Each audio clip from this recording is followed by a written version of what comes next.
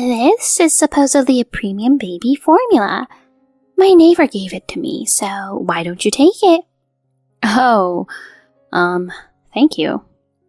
Hope it helps the little one grow up strong. My mother-in-law is super nice for a change, but I got a bad feeling about it. The next day, I went to see my mom and showed her the formula. She yelled, looking disgusted. "Don't open it. Throw it away now." I'm Hannah, a 32-year-old advertising executive. I've been married to Ryan for 2 years now. We met in high school and got closer when we were in our sophomore year. He asked me to be his date for the homecoming dance, and we became inseparable after that. We kept a very tight bond through college and into our adulthood. Although we've only been married for 2 years, we've been together for about 15. We know each other inside out, and I can usually tell what he's thinking and anticipate his next move. We've remained happy with each other for so long that I truly feel lucky to have met him. Although our relationship's been going well, there's a thorn in my side. My mother-in-law, Emma. Right from the start, she opposed our marriage. It was when I went to introduce myself after we got engaged. What? Graduated from XYZ University? My son's marrying someone from such a third-rate school?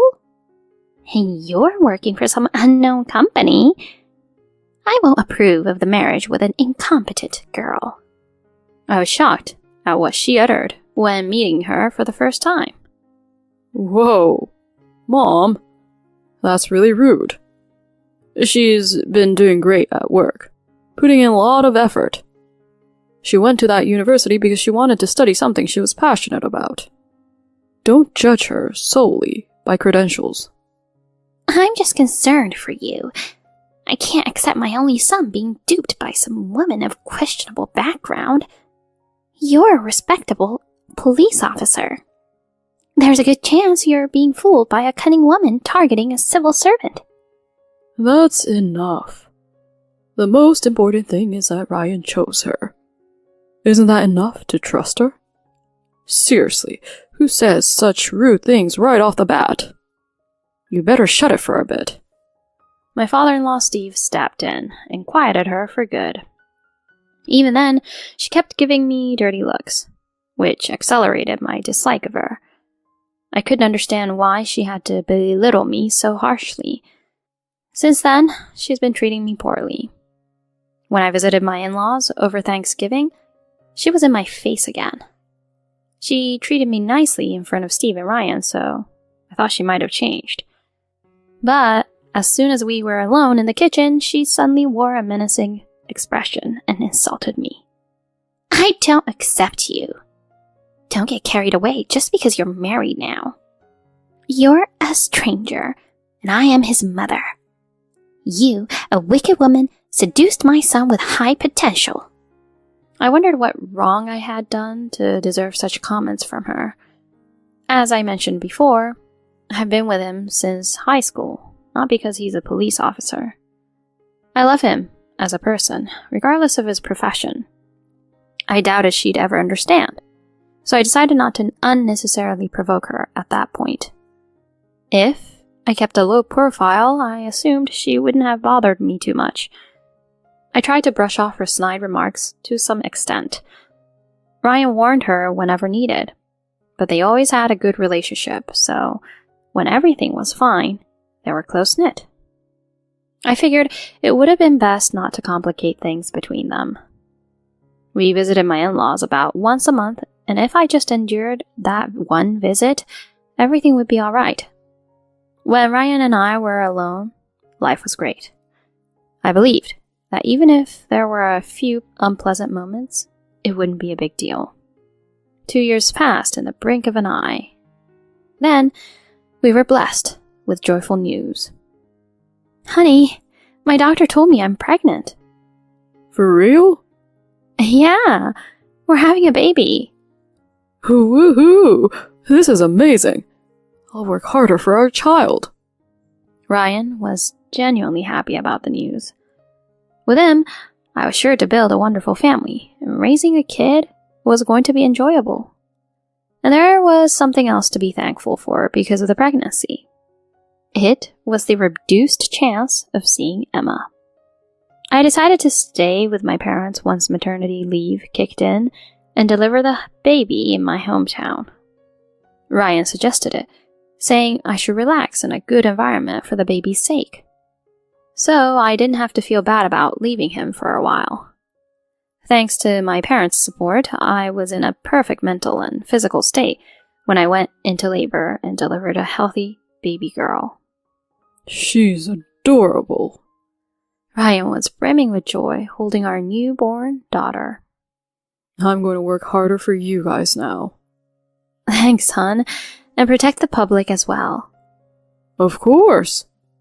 I'll catch all the bad guys, especially for our daughter. Sounds good, superhero. My parents, just like Ryan, beamed with happiness, taking turns to hold the baby. My dad was already talking about what he'd buy for her, and seemed poised to spoil her endlessly. After being discharged, Ryan and I went to show our baby to his parents. Oh my god, this is our granddaughter. So cute, like an angel. Steve's face was all wrinkled up from smiling, looking delighted as he held the baby. Emma, on the other hand, stayed indifferent and watched from the side. Mom, why don't you hold her too? When Ryan asked her, she put a fake smile on her face and took the baby in her arms. Then she quickly handed her back to Ryan and never touched her again. I wondered if she didn't find her grandchild cute at all. Even if she disliked me, I thought she'd have affection for her flesh and blood. Soon afterward, I understood why she acted weirdly. Hannah, can you come help me a bit? I reluctantly agreed, thinking another round of bullying was about to start. I left my daughter with Ryan and Steve and followed her to the kitchen. What can I help with? Make some drinks for everyone. She bluntly ordered me around. While I was preparing, she came closer to give me an earful. You're seriously good for nothing, you know. If you're to have a baby, it should be a boy. Who needs a girl? You only have Ryan. We need an heir, but you seem not to get it. Steve and Ryan may act happy around you, but deep down they're disappointed for sure. Don't just judge by appearances. You've totally failed. Reflect on that. If you have another girl next time, I'll push for a divorce.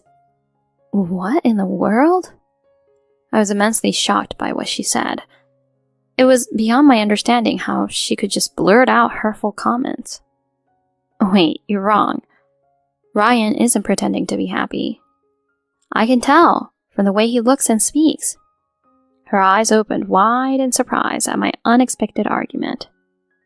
Who do you think you are? I've been with Ryan longer than you have. Don't try to compete with a mother and son relationship. I understand what he's thinking like the back of my hand. He's not truly happy about having a daughter. Anyway, if I were you, I'll do my best not to get discarded like a piece of trash. Her intention to hurt me deeply was clear, and she almost succeeded. I knew there was no way Ryan was displeased. He talked excitedly about both a boy and a girl during my pregnancy. If it's a girl, I'm going to treat her like a princess. But I'll have to teach her self-defense, so she can protect herself from bad guys. She'll be a cute girl like you. In the first place, neither he nor Steve were fixated on having an heir. He was a cop, and Steve was an ordinary office worker. It wasn't some kind of an old lineage family, but a regular household just like my own. So her fixation on having an heir seemed odd. Becoming a mother must have made me stronger naturally. While I felt a sting by direct hurtful words, I recovered quickly and remained calm. Never mind her harassment, because protecting my daughter took precedence in my mind. I was more preoccupied with the thoughts of my little angel than any evil words Emma directed at me. I wanted to prepare drinks and snacks quickly and see her cherubic face. It seemed Emma was disappointed that I wasn't affected as she hoped for. She kept staring at me like a prey throughout the day. I honestly thought she was immature and dealing with her was a waste of time and energy. I ignored her and focused on entertaining my daughter with Ryan and Steve. After that, I took an extra leave from work to spend ample time bonding with my daughter.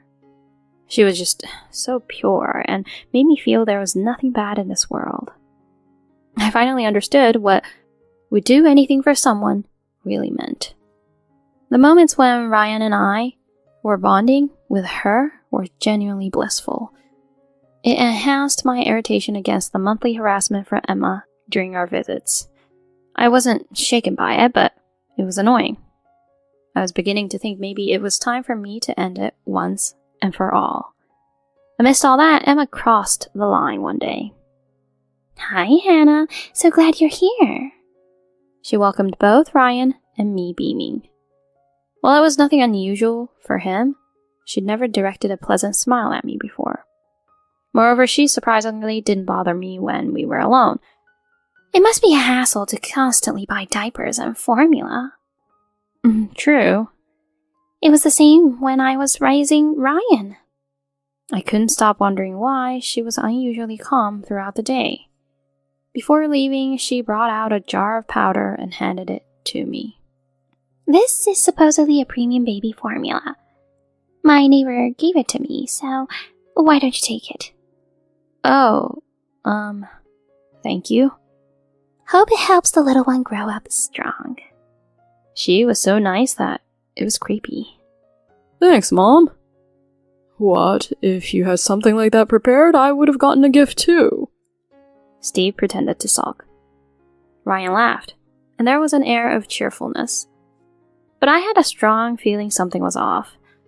Emma being so agreeable was weird. I couldn't tell if something changed in her mindset, but my gut feeling was giving me a red flag. The next day I went to see my mom and showed her the formula.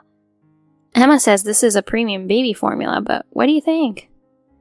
Oh, let me see. She opened the jar and stirred the powder with a spoon. Then she suddenly closed the lid with a stern expression and yelled, Keep it closed and throw it away now. What? Why? It's gone bad. Really? You see, there are lumps and a slight discoloration. When it expires, it becomes like this. No way. She said it was kept in a fridge. Seems like she's deliberately giving you a bad formula. At that moment, I realized why she had been so unusually kind. She was intentionally acting nice to make sure I'd accept it without suspicion. I was filled with anger. Unbelievable. I'm not going to let her get away with this. I immediately rushed to the police station where Ryan worked. Hey, Hannah. What's up? Sorry. I know it's during your shift. It's okay. Not that busy now. It's about the formula your mom gave me yesterday. What? It's gone bad? Yeah, that's what my mom said. He put on a mask wearing a serious expression and poured the formula and hot water into a paper cup. The liquid was supposed to be white or cream colored, but it turned faint green. Yuck. This is totally spoiled. Oh, God. If we'd given this, she'd have gotten sick. Definitely. She says she got it from a neighbor, right? Is that even true? Honestly, I think she intentionally gave me a bad formula. No way, she wouldn't do that. He was in disbelief, so I played an audio clip for him. It was a conversation between her and me when we were alone in the kitchen. The recording had her blaming me for not having a baby boy and insisting that Ryan and Steve weren't happy about having a girl. What the heck? Has she always been saying this kind of stuff to you? Yeah. Oh man, I'm so sorry, I didn't realize this until now. It's my fault too for not bringing this up to you. I promised to protect you. What have I been doing? Let's go see her right after work. When he got off, we went straight to her place and left our daughter with my mom. Oh, what a pleasure to see you guys so soon again. Oh, you guys. Were you supposed to come over today? No, but we had something to talk to Mom about. To me? What's up? Giving a bad formula? What was that about? Huh? Oh, that formula I gave you yesterday? Has it gone bad? Don't play dumb. We know you deliberately gave it to us. That's crazy. Come on, she wouldn't do something like that. She gave it out of kindness. Steve took her side, as he didn't know anything yet. Yeah, but I'm sorry if it wasn't good. I should have checked it. She tried to cover it up since she has Steve's support, but Ryan wasn't ready to let her off the hook. You said the neighbor gave it to you, right? Who was it? This is serious, related to our daughter's life, so I want to go and speak to the person. I can't remember who it was. It was a while ago, you know. How long ago was that? Let's see. So you received it a while back, but still thought it was alright to give it to our baby? No, it's not like that. It was given to me 2 weeks ago. Then who gave it to you? If you remember when, you should remember who, right? Oh dear. As he pressed her, she struggled for words. Watching their exchanges, Steve began to suspect something was amiss. Why can't you give a straight answer? Are you hiding something? No, I'm not hiding anything. I just forgot who gave it to me. Honestly, you never got it from anyone, right? What are you saying? Then what's this? Ryan played the audio of her harassing me about the child. What's this? When did you record this?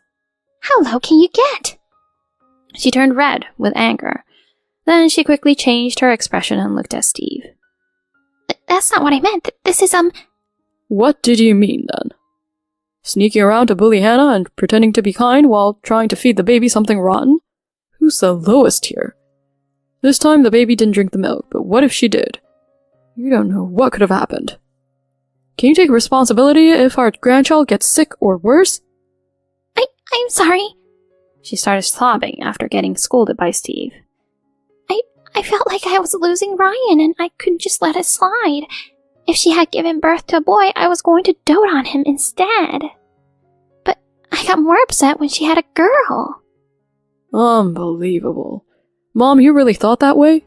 There's a difference between caring for someone and being overly possessive. Moreover, being jealous of my wife is just ridiculous. We've decided to have nothing to do with you after this. No, wait! Do you mean you don't want to see me anymore? That's right. I don't want anything to do with someone who would harm my wife and child. Me too. The thought of staying married to you is unbearable. What? Are you going to leave me too? You did something that might have seriously harmed an innocent baby. I'm filing for a divorce. Don't show your face in front of me ever again. Please spare me. I'm begging you. She was bawling to Ryan and Steve as she apologized, but they showed no intention of forgiving her. This incident was communicated to all the relatives and she was ostracized. She was thrown out of the house and Ryan cut all contact with her. Currently, she's living in a rundown apartment while working a low-paying part-time job. On the other hand, I've regained a harmonious life where I can enjoy spending time with Ryan, my daughter. With Emma gone, I can now visit Steve without hesitation and have been going there more often than before. He's always delighted to see my daughter, and she seems to recognize him, offering him smiles. Moving forward, I want to be able to overcome various challenges with Ryan while we continue building a tight-knit family with strong love.